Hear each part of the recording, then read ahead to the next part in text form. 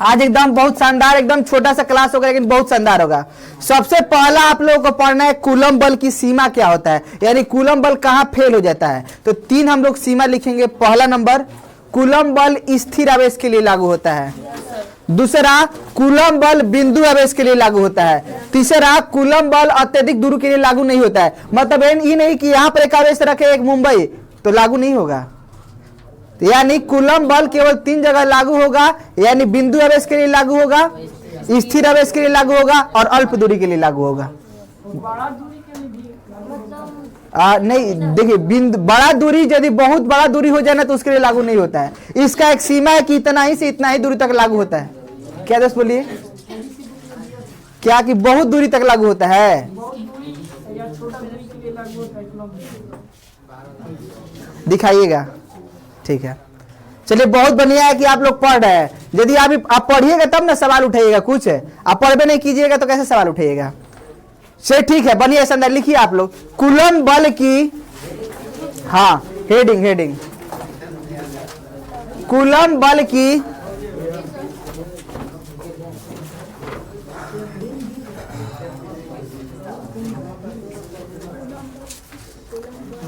Coulomb बल की क्या सीमाएं हैं? कूलम बल की क्या सीमाएं हैं?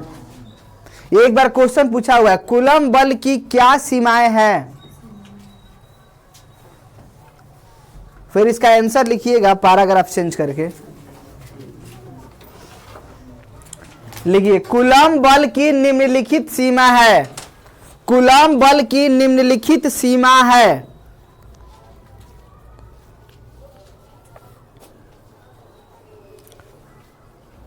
कूलम बल की निम्नलिखित सीमा है। पहला नंबर, कूलम बल बिंदु आवेश के लिए लागू होता है। कूलम बल बिंदु आवेश के लिए लागू होता है।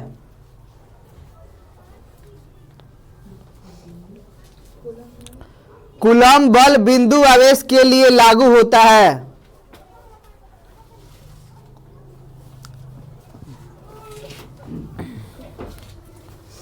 दूसरा, कूलम बल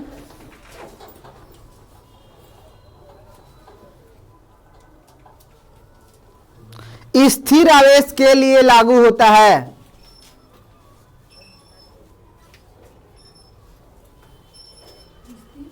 आवेश के लिए लागू होता है।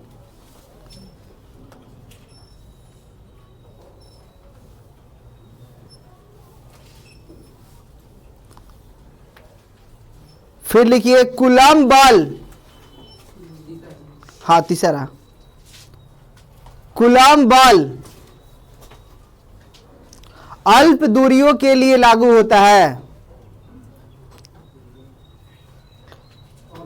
हाँ अल्प मतलब थोड़ा सा दूरी, यदि होगा बड़ा दूरी तो हमको दिखाइए, कल सुधार कर लीजिएगा। तब अल्प दूरी के लिए लागू होता है।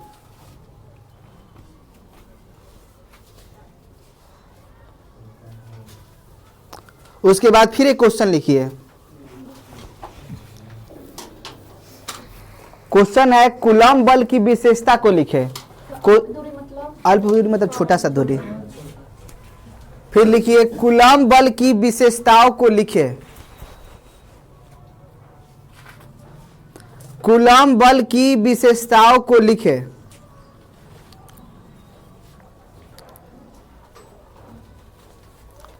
यदि कूलम बल का विशेषता बोल देते हैं, ऑब्जेक्टिव में बहुत बार क्वेश्चन पूछा है। कूलम बल एक केंद्रीय बल होता है, कूलम बल एक संरक्षी बल होता है, कूलम बल एक विद्युत बल होता है। समझिएगा, ठीक है ना? यानी कूलम बल विद्युत बल होता है। कौन सा बल होता है? कूलम बल केंद्रीय बल होता है और कूलम बल संरक्षी बल होता। क्या हो गया ट्रिक? विकास। यानी कूलम बल कैसा बल है?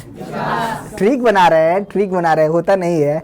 यानी कूलम बल एक विद्युत बल है, कूलम बल एक केंद्रीय बल है और कूलम बल एक।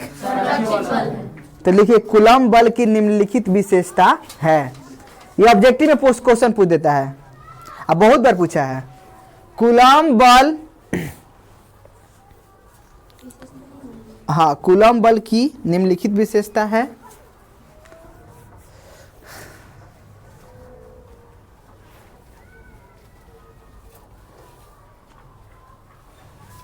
एक नंबर लिखिए,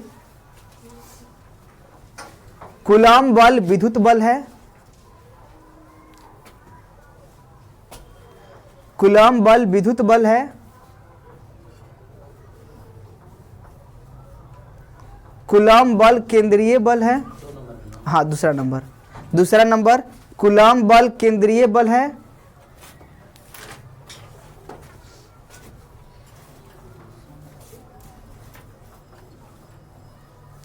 तीसरा कूलम्ब बल संरक्षी बल है। कूलम्ब बल संरक्षी बल है। देखिए ऑब्जेक्टिव कैसे क्वेश्चन पूछते हैं। ऑब्जेक्टिव देखिए कैसे क्वेश्चन पूछेगा। कूलम्ब बल होता है। कूलम्ब बल होता, देखिएगा कौन कौन सा ऑप्शन है। पहला ऑप्शन हो गया आप लोगों का, पहला केंद्रीय बल,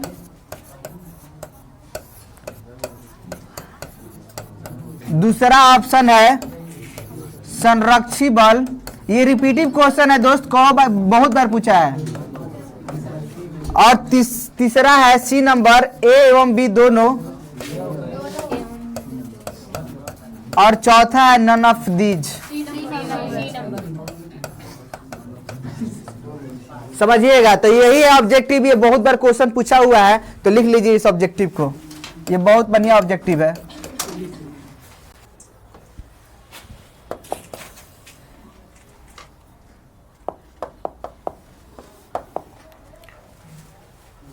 इसका आंसर हो जाएगा सी नंबर, ए एवं बी दोनों। हो गया दोस्त। उसके बाद फिर पैराग्राफ चेंज कीजिए और लिखिए कूलम्ब बल एवं गुरुत्वाकर्षण बल के बीच के अंतर को लिखिए। अगला क्वेश्चन है कूलम्ब बल एवं गुरुत्वाकर्षण बल के बीच के अंतर को लिखिए। अभी से ही आप लोग दोस्त क्वेश्चन का आंसर लिखने के लिए सीख जाइए। कैसे लिखना है क्वेश्चन का आंसर, ब्लू और ब्लैक का इस्तेमाल करके क्वेश्चन लिखना है। हेडलाइन बनेगा ब्लू का। अब मान लीजिए आपको अंतर लिखना है, तो एक तरफ, दोनों तरफ पहले ब्लैक से इस्तेमाल कीजिएगा।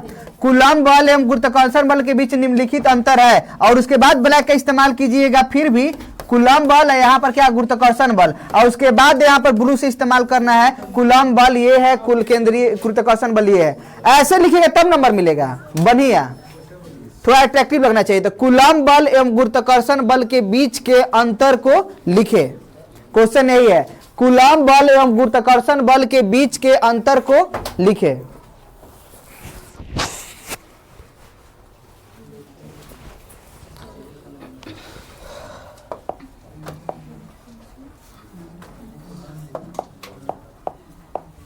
तो आप लोग हेडलाइन बनाइएगा। एक तरफ लिखिएगा कूलम्ब बल, और एक तरफ लिखिएगा गुरुत्वाकर्षण बल।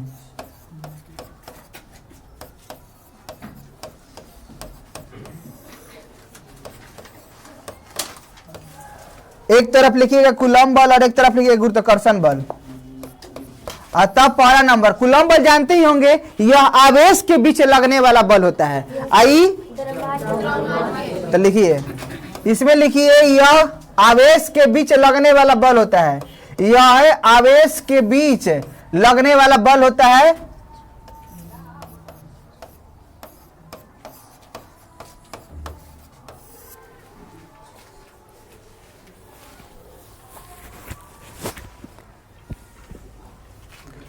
फिर इसमें लिखिए यह द्रव्यमान के बीच लगने वाला बल होता है।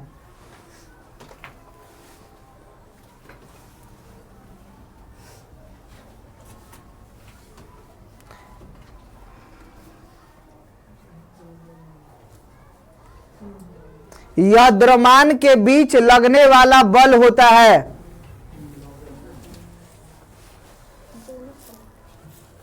फिर इसमें ध्यान दीजिएगा, कूलम्ब बल में आकर्षण और प्रतिकर्षण दोनों होता है, लेकिन गुरुत्व जो आकर्षण, केवल इसमें आकर्षण होता है। तो लिखिए दूसरा अंतर, कूलम्ब बल, कूलम्ब बल, कूलम्ब बल में आकर्षण एवं, कूलम्ब बल में आकर्षण एवं प्रतिकर्षण दोनों होता है।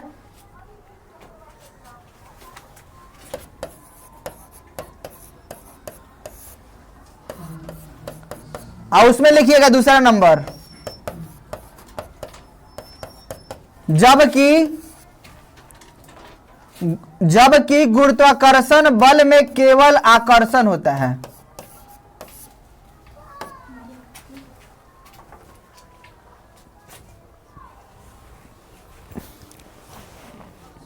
जबकि गुरुत्वाकर्षण बल में केवल आकर्षण होता।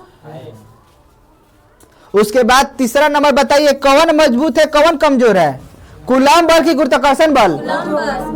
तो बोलेंगे कूलम्ब बल गुरुत्वाकर्षण बल से प्रबल बल होता है या प्रबल होता है। तो लिखिए कूलम्ब बल, लिखिए इसमें तीसरा नंबर, कूलम्ब बल गुरुत्वाकर्षण बल से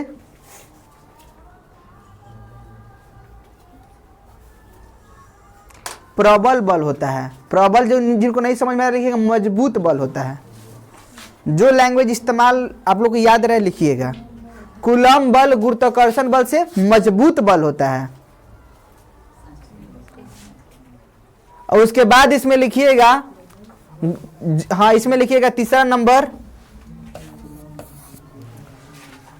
लिखिएगा गुरुत्वाकर्षण बल कूलम्ब बल से कमजोर बल होता है।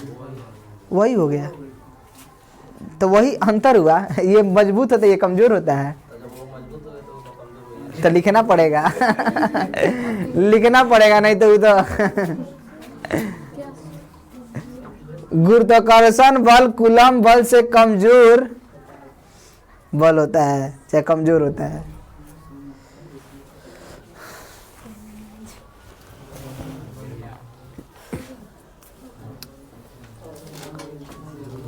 हो गया। अब देखिए नेक्स्ट, अब लिखिए एक और क्वेश्चन लिखिए, कूलम्ब बल के सदिश रूप को लिखे, कूलम्ब बल के सदिश रूप को लिखे, कूलम्ब बल के सदिश रूप को लिखे, कूलम्ब बल के सदिश रूप को लिखे।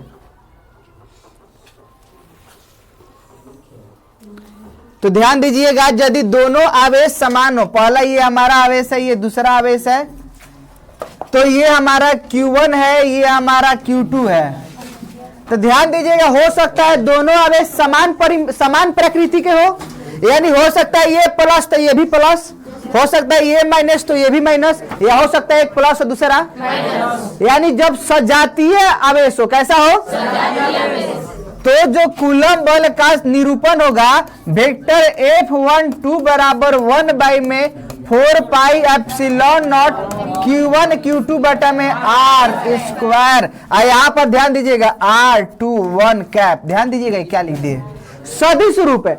अब बताइए कोई भी सदिश राशि, उसमें दो चीज होता है ना, एक परिमाण है दूसरा, तो इसका इस्तेमाल किया गया परिमाण के लिए, इसका इस्तेमाल क्यों, क्योंकि यहाँ पर सदिश राशि है बल, ठीक है ना।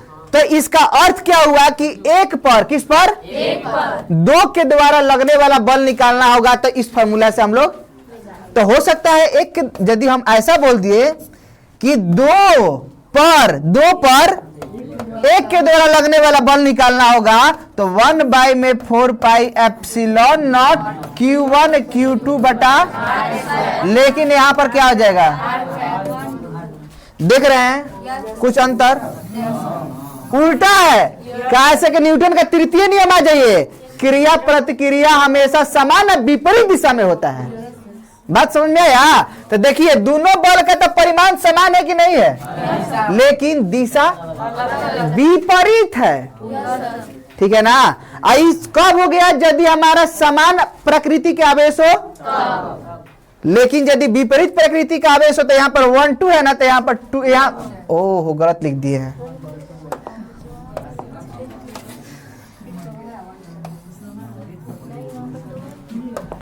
यहाँ पर 1 2 है तो यहाँ पर भी 1 2 होगा, यहाँ पर 2 1 है तो। लेकिन हाँ, यदि हमारा विपरीत प्रकृति के हो जाए तो यहाँ पर 1 2 है ना, तो वहां पर क्या हो जाएगा, और यहाँ पर 2 1 है तो वहां पर उल्टा हो जाएगा। मान लीजिए कि जिस तरफ बॉल लगा रहा है उसी तरफ वस्तु जा रहा है, तो इसका इस्तेमाल करेंगे। और जिस तरफ हमारा बॉल लग रहा है उसके अपोजिट दिशा में जाए तो यहाँ पर 1 2 होगा, तो वहां पर जाके एनसीईआरटी बुक देखिएगा, ठीक है ना। चलिए अब इसको उतारिए, आंसर लिखिए। अच्छा फिर से देखिए, यदि हमको बोलना है कि कूलम बल के सदिश रूप को लिखे तो 2 पार्ट में आंसर देना है। पहला सजातीय आवेश हो तो विजातीय आवेश हो तो सजातीय के लिए दोनों लिखना है, और विजातीय के लिए फिर 2 और लिखना है। लेकिन अंतर कहां पर होगा, सजातीय में यदि बोले तो 1 पर 2 के द्वारा लगने वाला बल 1/4πε Q1 Q2 बटा में R² R21 कैप, ठीक है ना, सजातीय के लिए। आज यदि हमारा 2 1 बोल देते यहां पर क्या हो जाएगा R21, लेकिन हाँ विजातीय यदि कहे ना तब पलट जाएगा। देखिए इसमें 2 बात है। पहला नंबर, इसके द्वारा इस पर लगने वाला बल और इसके द्वारा इस पर लगने वाला बल कब जैसा सजातीय हो, समझिएगा। सजातीय में 2 पार्ट है, इसका क्वेश्चन का 4 पार्ट है।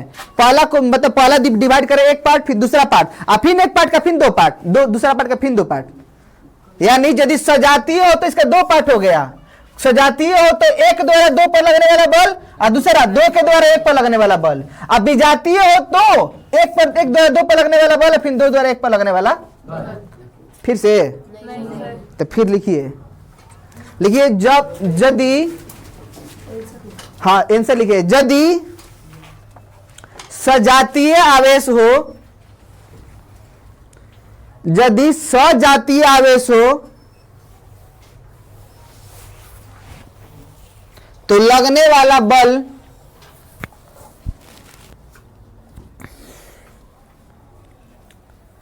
यदि सजातीय आवेश हो तो लगने वाला बल वेक्टर F12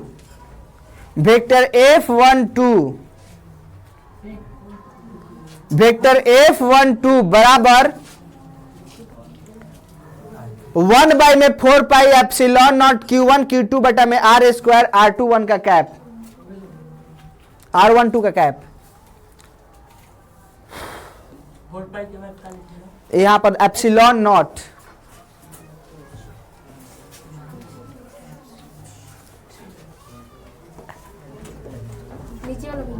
हाँ इसको भी लिख लीजिए।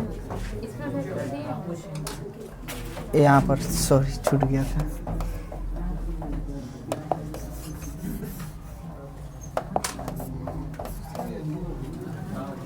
लिखिए इसको लिखिए।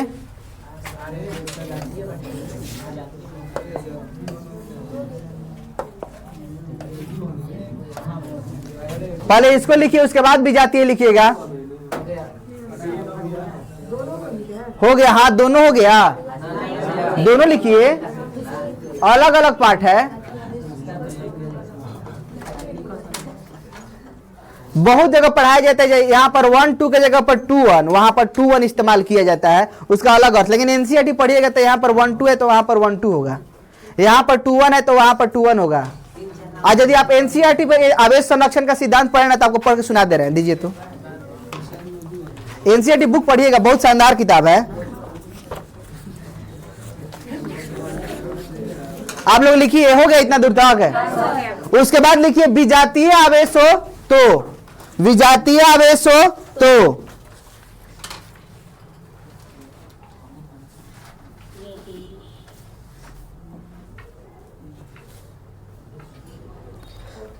विजातीय आवेश हो तो उसके बाद यहां पर सब कुछ वही रहेगा, बस चेंजिंग यहां पर हो जाएगा, बस बदल जाएगा। लिख लीजिए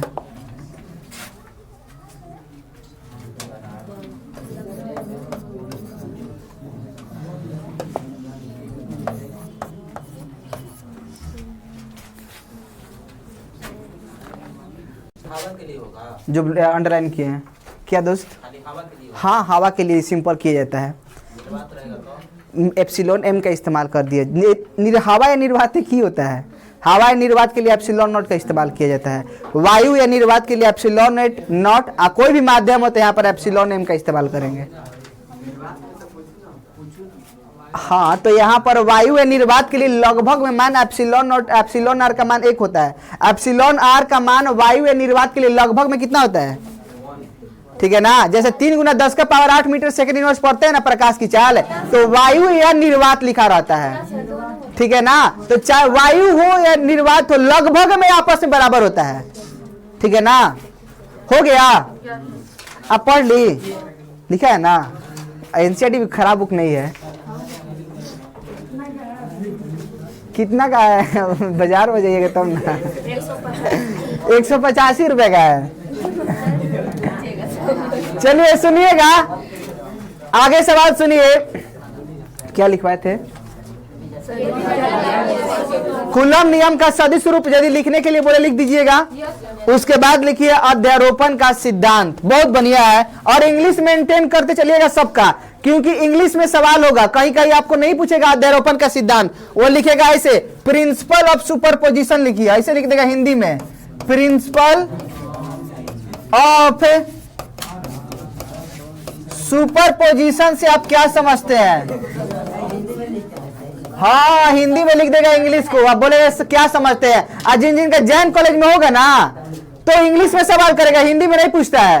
वो ये नहीं बोलेगा कि अध्यारोपण के सिद्धांत के बताओ प्रैक्टिकल में गए, तो वो बोलेगा प्रिंसिपल ऑफ सुपरपोजिशन से आप क्या समझते हो बताओ। तो इंग्लिश में सवाल होता है, तो इसलिए इंग्लिश को सब मेंटेन करके चलिएगा। चलिए लिखिए अध्यारोपण का सिद्धांत।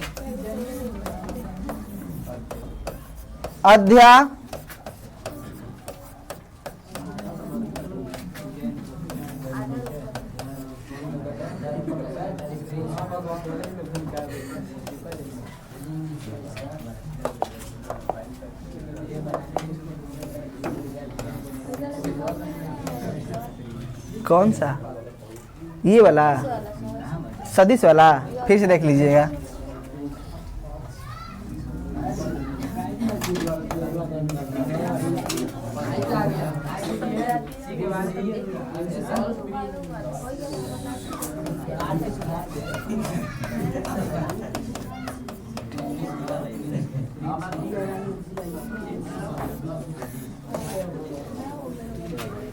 चलिए लिखिए पर इतना दूर तक।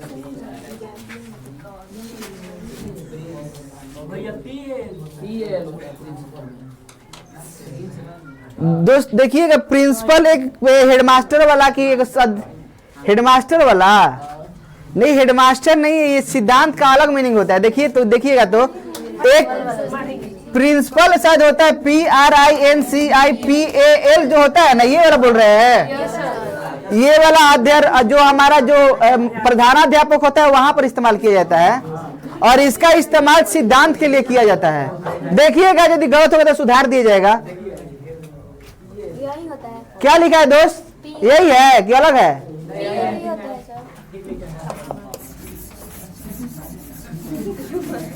चलिए लिखिए, देखिएगा पहले समझ लीजिए।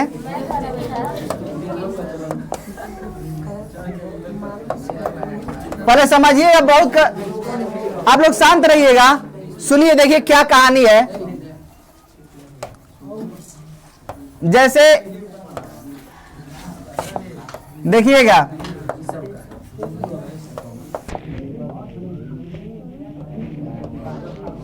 देखिएगा 5 आवेश है, Q1 Q2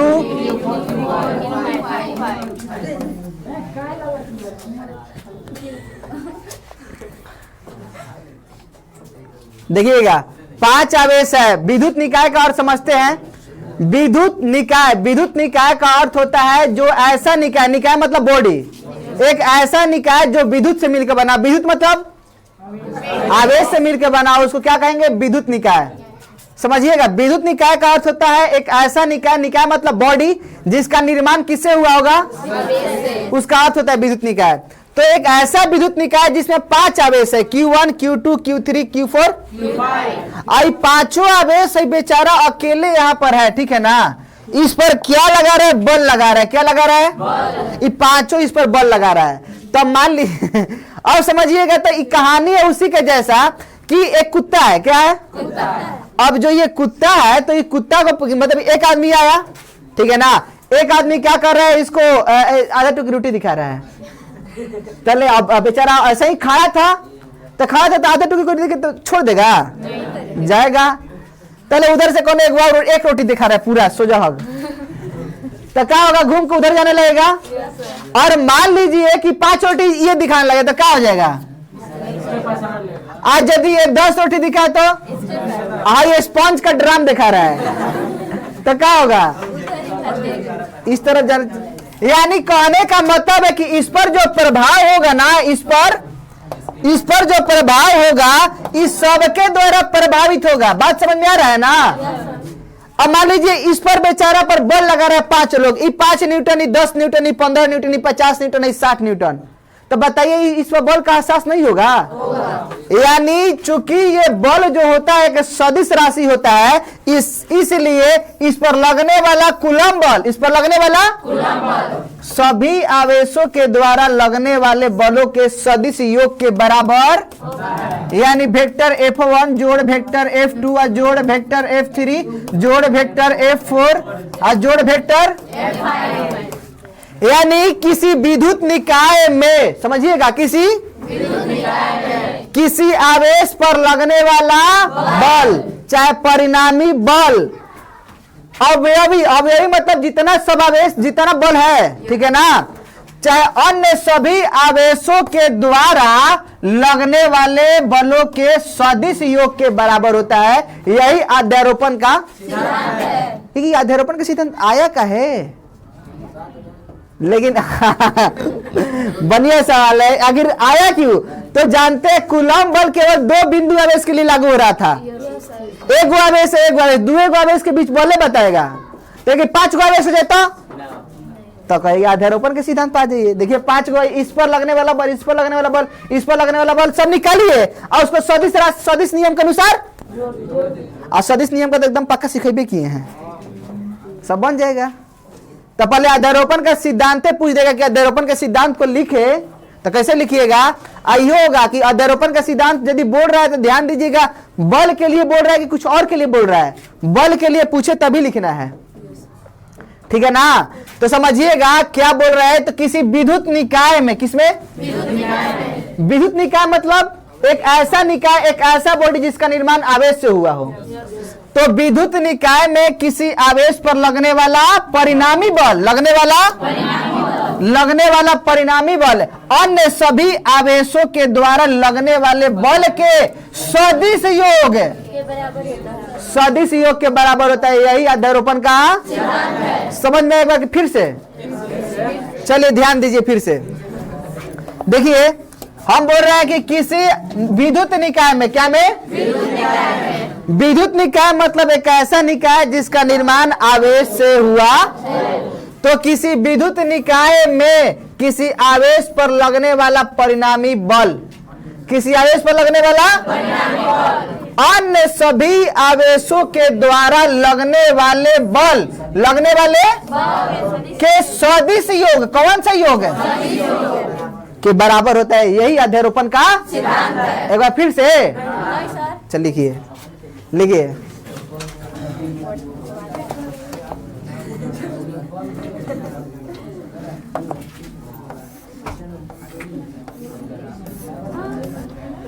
लिखिए, इस नियम के अनुसार, बोलिए नहीं, वो बोलेगा कि कूलम बल के लिए अध्यारोपण के सिद्धांत को लिखे, ठीक है ना? तो आप लोग कोष्ठ में लिख दीजिए कूलम बल के लिए, और उसमें लिख लीजिए, ऊपर में, ऊपर जो लिखी है ना उस पर लिख लीजिए। हाँ, विद्युत क्षेत्र की तीव्रता में होगा।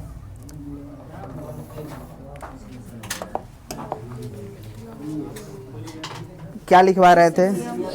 इस नियम के अनुसार किसी विद्युत निकाय में, इस नियम के अनुसार किसी विद्युत निकाय में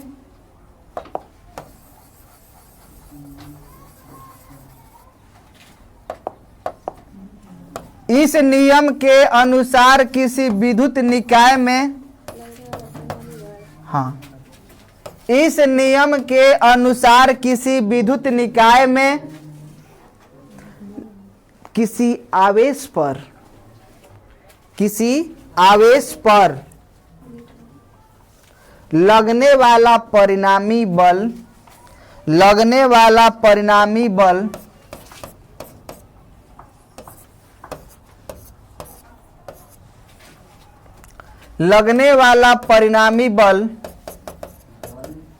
अन्य सभी आवेशों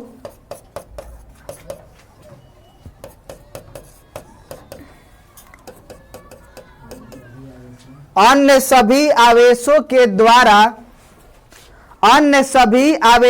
द्वारा लगने वाले बलों के सदिश योग के बराबर होता है। लगने वाले बलों के सदिश योग के बराबर होता है। लगने वाले बलों के सदिश योग के बराबर होता है। यही आवेश के अध्यारोपण का सिद्धांत है। सर ये स्थिर होगा ना? क्या? ये स्थिर होगा? हाँ, अध्यारोपण का सिद्धांत है। यही अध्यारोपण का सिद्धांत है। अब फिगर उतार लीजिए। कौन ला? सब जो है ना, सब सजातीय आवेश है। और सजातीय आवेश है जो ये वाला आवेश का इस्तेमाल कर रहे हैं छोटा सा है, और सब बरियार है। तो छोटी चुकी बेचारा लड़का क्या करेगा? सब जितना बरियार का है तो उसी की तरफ ना बल लगाएगा। तो ये वाला लिखना पड़ता हमको, लेकिन लिखे नहीं है। लेकिन आप समझिएगा कि ये वाला जो लिए गया परीक्षण आवेश है। हो गया। चलिए देखिए, कुछ क्वेश्चन है। पहला क्वेश्चन अपने से दे रहे, उसके बाद बुक का भी क्वेश्चन है। देखिएगा, पहले समझिए क्वेश्चन कैसे कैसे होगा। देखिएगा, जैसे हम बोले कि ये वाला जो हमारा दो आवेश है, एक जो है 5 कूलम का है और एक जो है 10 कूलम का है। एक आवेश जो है 5 कूलम का, दूसरा आवेश कितना कूलम का? 10 कूलम का। तो अब समझिएगा, 5 कूलम 10 कूलम के कारण ई वाला आवेश जो है 2 कूलम का कितना बल लगाएगा, यानी ये दोनों मिलकर इस 2 कूलम पर कितना बल लगाएगा। तो सुनिएगा कैसे निकालना है, पहले समझ लीजिएगा। तो अब सब देखिएगा, यानी ये 5 कूलम और 10 कूलम जो है, ये 5 कूलम पर कितना बल लगाएगा? 2 कूलम पर। जान गए कैसे? 10 से 5 15 ऐसे नहीं निकलेगा। पहले सुनिए, आप लोग सदिश नियम पढ़े हैं क्या? कहती ये बताए थे आप लोगों की सदिश नियम जो होता है, सदिश नियम ऐसे ही निकलता है। चलिए, अच्छा एनसीईआरटी क्वेश्चन ही करा रहे हैं, रुकिए घबराइए मत, लिखिए। चलिए देखिए, पहले देख लीजिए। यहाँ पर 5 कूलम था, 10 कूलम, यहाँ पर था 2 कूलम। अब समझिएगा, तब ध्यान दीजिए, हर 5 कूलम हर 2 कूलम पर बताइए दोनों प्लस है कि नहीं है? पहले बताइए कि एक माइनस भी है। दोनों प्लस है तो दोनों आपस में क्या करेगा? प्रतिकर्षण करेगा। तो जब दोनों प्रतिकर्षण करेगा तो यह आप लोग बताइए कि हई इसको ठेल देगा कि ई इसको ठेल देगा? तो इसका जो डायरेक्शन होगा इस तरफ होगा। तो इसका नाम रखे वेक्टर F1। इतना समझ में आ रहा है? अच्छा, 10 कूलम जो है 2 कूलम को किस तरफ ठेलेगा? तो ई हो गया हमारा F2। अच्छा, अब नियम पढ़े होंगे कि यदि 2 सदिश राशि एक ही दिशा में हो, यानी थीटा बराबर 0 डिग्री, तो R बराबर A प्लस या था A प्लस बी का होल स्क्वायर से रूट का हो गया था, खत्म। तो R बराबर A प्लस, तो फार्मूला इस्तेमाल कीजिएगा। बीच की दूरी हमको देना चाहिए, कितना दूरी है? तो यहाँ से जो यहाँ तक का जो दूरी है वो 20 सेंटीमीटर है। कितना है? 20 सेंटीमीटर। और यहाँ से जो यहाँ तक का जो दूरी है वो कितना है? 10 सेंटीमीटर। कितना है? 10 सेंटीमीटर। तो कैसे निकालिएगा? तो फार्मूला इस्तेमाल कीजिएगा, जो परिणामी बल होगा वेक्टर F1 है जो वेक्टर F2। समझ में आ रहा है? तो ध्यान दीजिएगा कैसे बनेगा। तो F1 निकालने के लिए 1/4πε0 Q1 Q2 बटा में, लेकिन हाँ बॉल तो सदिश राशि है, तो दिशा तो हम दिशा देखिए। अब तो बताइए लास्ट में बोल देंगे कि दिशा उसी तरफ होगा। इसका नाम रखेंगे ABCD, अब बोल देंगे A से C की तरफ है, ठीक है ना।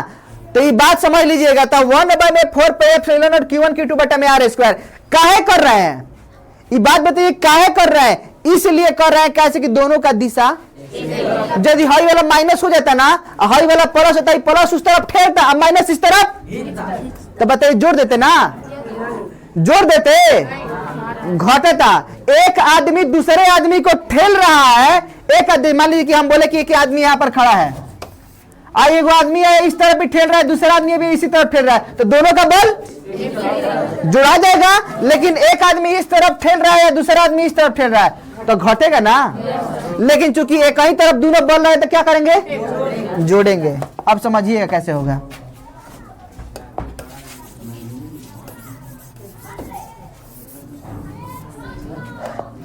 तो देखिए, तो यहां पर क्या हो जाएगा, जोड़ 1/4πε0 Q1 Q2 बटा में। तो आप लोग यहां पर वैल्यू रखिएगा। बताइए पहला आवेश कितना है, 5 कूलम। कितना आवेश है, चलिए रख दीजिए सब जगह वैल्यू। देखिए 5 कूलम अगुना 10 कूलम। 10 कूलम क्यों, वहां पर बल लगा रहे हैं। ये 5 कूलम और 2 कूलम, हम बोल रहे हैं कि इस पर कितना बल लगेगा, 2 कूलम पर कितना बल लगेगा। है दोनों आवेश के कारण इस पर कितना बल लगेगा, तो इस पर ना बल निकालना है, तो इसके कारण लगने वाला बल, इसके कारण लगने वाला बल, दोनों को जोड़ देंगे। यहाँ पर दिशा एक तरफ था तबे जोड़ रहे थे, दिशा पलट देते तो क्या कर देते, घटा देते। समझ में आ रहा है इतना दूतक है। तो 2 कूलम पर कितना बल लगेगा, यही सवाल है। तो देखिए कैसे निकाल रहे हैं। तो 1/4πε0 5 कूलम अगुना, अब बताइए यहाँ से यहाँ तक कितना दूरी दी है, लेकिन सेंटीमीटर को, तब 20 गुना 10 के पावर माइनस R स्क्वायर होता है, R स्क्वायर। समझ में आ रहा है। आप ध्यान दीजिए यहाँ पर बताइए Q1 Q2 10 गुना, अब बताइए 20 का दूरी, तो 10 गुना 10 के पावर माइनस 2 का क्या कर दिए, और उसके बाद क्या कर देंगे, कर दीजिएगा, बनाए आगे कॉमन कर दीजिए। 9 गुना 10 के पावर 9 बाहर करके रख दीजिएगा। बाद में एक क्वेश्चन लिखिए, घर से बना के लाइएगा, लिखिए।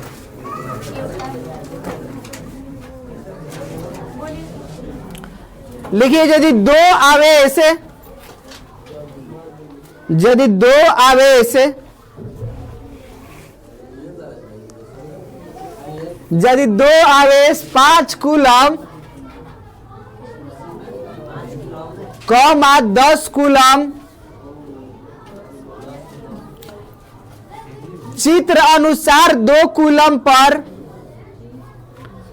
चित्र अनुसार 2 कूलम पर क्रमशः 20 सेंटीमीटर के दूरी, 20 centimetre comma 20 centimetre comma 10 centimetre, 20 क्रमशः 20 सेंटीमीटर कॉमा 10 सेंटीमीटर के दूरी पर बल लगा रहा है 20 सेंटीमीटर कॉमा 10 सेंटीमीटर के दूरी पर बल लगा रहा है, तो 2 कूलम पर, तो 2 कूलम पर परिणामी बल क्या होगा, तो 2 कूलम पर परिणामी बल क्या होगा। तो बनाइए घर से, तो पहले चित्र उतारिएगा तब ना, चित्र उतार दीजिएगा। 5 कूलम से चित्र अनुसार कह दिए हैं, तो चित्र अनुसार ध्यान दीजिए कैसे कैसे लिखे हैं। हो गया, आप लोग बना लीजिएगा घर से। नहीं आएगा तो फिर बता देंगे यहाँ से।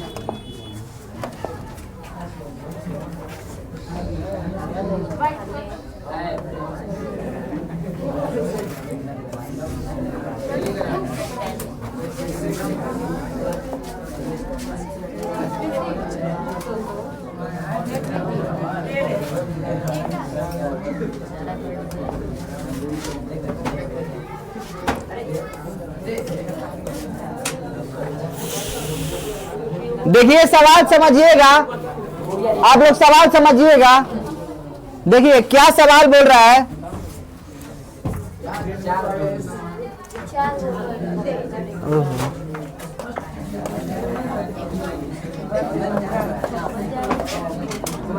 देखिए बोल रहा है कि 4 बिंदु आवेश, समझिएगा 4 बिंदु देखिएगा 1 2 3 4। मान लीजिए पिक्चर में साफ नहीं है तो बुक से देख के पढ़िएगा, ठीक है ना। चलिए ठीक है, साफ आ रहा है, चलिए ठीक है, अच्छा कोई बात नहीं।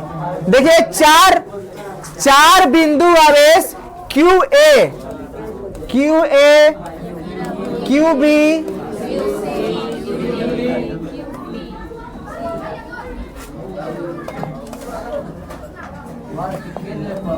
क्यू डी, ठीक है ना। बोल रहा है कितना कितना है, 2 माइक्रोकूलम, 2 माइक्रोकूलम माइनस 5 माइक्रोकूलम। ओहो,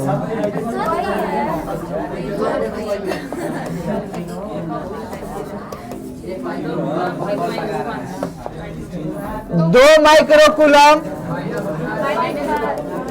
माइनस 5 माइक्रोकूलम 10 सेंटीमीटर के भुजा वाले का चीज कितना है, 10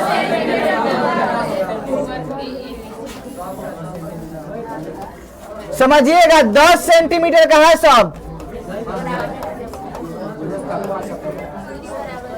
उसके बाद बोल रहा है कि वर्ग के केंद्र पर, वर्ग का केंद्र है, समझिएगा वर्ग का केंद्र पर कितना आवेश रखा गया, 1 माइक्रोकूलम का आवेश रखा जा रहा है। तो बताना है कितना बल देखिएगा, पहले सब कॉन्सेप्ट समझिएगा, आसान है, आगे तो भुला जाइएगा। तो 4 गो आवेश है, कौ गो आवेश है, आई 4 गो आवेश के कारण इस पर बल निकालना है। तो इसके कारण लगने वाला बल, इसके कारण लगने वाला बल, इसके कारण इसी कारण लगने वाला बल को क्या कर देंगे, लेकिन अब बात को पकड़िए, देखिए ध्यान दीजिएगा। पहले ये पहले प्लस आवेश है, हाई प्लस आवेश है। बताइए ठेला ठेली करेगा खींचा खींची, तो बरियार कौन है, तो इस तरफ जाएगा, नहीं जाएगा, इस तरफ जाएगा, ध्यान दीजिएगा, समझ में आ रहा है। तो ये हो गया हमारा वेक्टर एफ ए, क्या हो गया, क्लियर। अब ध्यान दीजिएगा, हाई वाला माइनस है, हाई वाला तो खींचा खींची करेगा, तो हाई खींच लेगा ना, कोई बरिया रहते ही ना खींचेगा। तो अब समझिएगा, तो ये एफ बी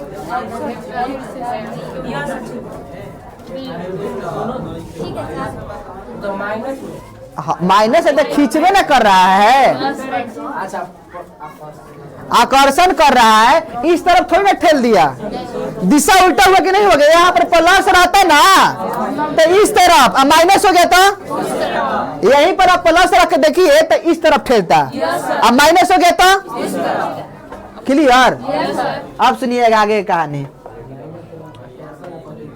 अब बोल रहा है कि हाई वाला जो क्यूसी था ये 2 माइक्रोकूलम का कितना था, 1 माइक्रोकूलम में ठेला ठेली करेगा खींचा खींची, तो ठेला ठेली करेगा तो इसी तरफ ना करेगा,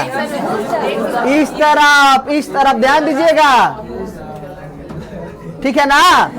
अब इस पर ध्यान दीजिएगा, हाई वाला माइनस है, हाई वाला खींचेगा, इस तरफ खींचेगा कि नहीं खींचेगा, तो बात समझिएगा। देखिए कोना पर देखिए, हाई वाला उसका उल्टा डायरेक्शन है कि नहीं है, हाई वाला बताइए, एगो इस तरफ ठेल रहा था, एगो इस तरफ ठेल रहा था कि नहीं ठेल रहा था, और हाई प्लस है तो इस तरफ ठेला यो प्लस है, प्लस है तो उस तरफ ठेल दिया। देखिए तो आप लोग बात पकड़ लीजिएगा, दूरियों समान है, वर्ग है, क्या है? हाई दूरियों समान होता है, आवेशों समान है, तिरछा तिरछी, तो लगने वाला बल क्या हो जाएगा? बात समझ में आया? खाली कहने को बड़का चुकी या बनाने को हल्का चुकी? अरे हल्का है। ठीक है, यानी हम बोलेंगे, सुनिएगा, बोलेंगे कि चूंकि इस वर्ग में, किस में? रखे सभी जो रखा हुआ है, तो किसी वर्ग के विकर्ण, विकर्ण समझते हैं ना, किसी वर्ग के विकर्ण पर जो आवेश पर बल लग रहा है वो समान परिमाण किंतु विपरीत दिशा में होने के कारण इस पर लगने वाला परिणामी बल, बस खाली मुहावा से बोल दीजिए, खत्म हो जाएगा। ना इसको लिखवाना पड़ेगा, लिखवाना पड़ेगा, ठीक है ना, बारी बारी से सबका। तो पहले फिगर एकदम बने से उतारिए, मेरा कचरा हो गया, आप लोग कचरा। क्वेश्चन लिखिएगा, लिखिए लिखिए। चार दिखाई दे रहा है कि लिखिए आप लोग, लिखिए 4 बिंदु आवेश, 4 बिंदु आवेश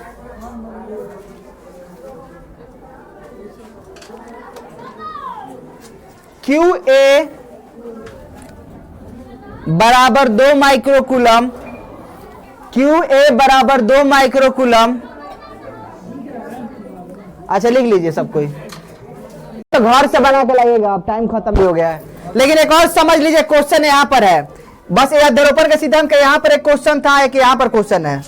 देखिएगा 1.8 का बी नंबर कह रहा है कि QA बराबर 3 माइक्रोकूलम। देख लीजिएगा क्वेश्चन, 3 माइक्रो QB बराबर -3 माइक्रोकूलम। कितना है? -3 माइक्रोकूलम। एक दूसरे से 20 सेंटीमीटर की दूरी पर है। कितना दूरी पर? 20 सेंटीमीटर की दूरी पर है।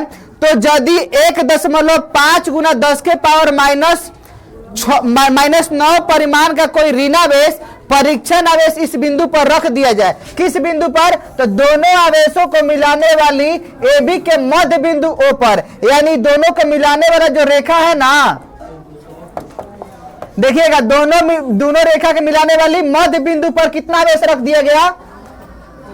1.5 गुना 10 के पावर माइनस। अब कैसा आवेश है? ऋणात्मक। तो बताइए प्लस है क्या है? तो अच्छा ये बताइए कौन ज्यादा है? हाई वाला ना।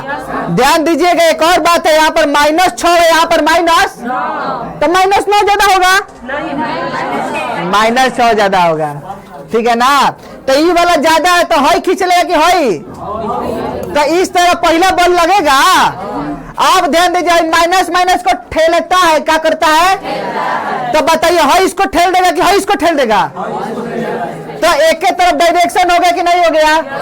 तो निकाल दीजिएगा कि इसके कारण इतना, इसके कारण इतना, दोनों को क्या कर दीजिएगा। और नहीं बुझेगा तो कल बताएंगे। ये पहले का विद्युत क्षेत्र का है, दूसरा थ्योरी पर है। विद्युत क्षेत्र आप लोगों को नहीं पढ़ा है अभी। So that's all, this class is over.